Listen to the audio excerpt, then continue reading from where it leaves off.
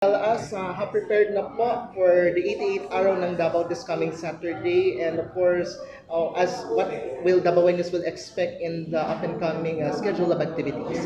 Yes, we are already prepared. In fact, mag-opening na ta this coming Saturday. So, tanan natong official events from March 1 until March 16, all set na siya. We are just waiting for the events to unfold.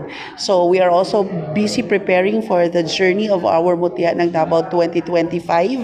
Ato na silang napaila-ila sa press. Ang ilang next na appearance will be this coming Saturday during the opening celebration of Araw ng Davao 2025.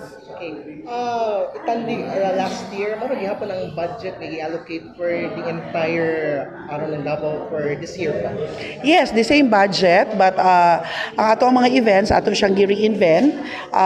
Wala kita kaayoy bago na mga events and activities, the same as last year, but ato lang siyang gi-reformat, some atong gi-tweak so that it can also give another better flair of activities for this year's Araw ng Davao.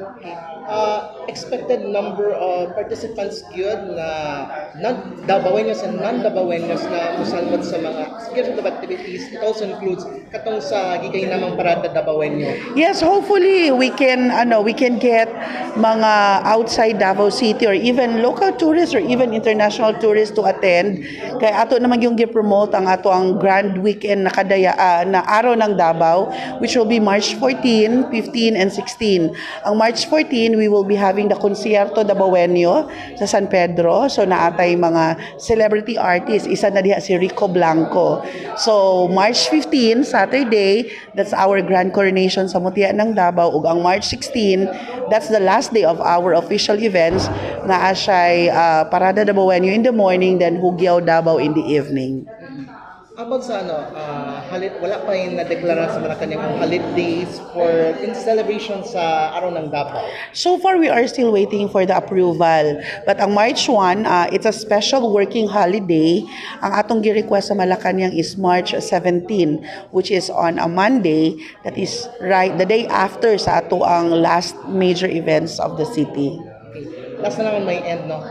Prepared na ba ang tanang mga hotels na mag-influx sa mga turista para makisadya with the celebration of the Araw ng Davao? Yes, ang atong hotel accommodations are always ready. In fact, tomorrow na pud tay town hall meeting na pagabuhaton sa mga accommodation sector because we also wanted to strengthen the MICE booking sa city. And that is also kanang one aspect na ato ang ginapangusgan kay para continuous ang influx sa ato ang tourists the entire year even wala tay major events sa city.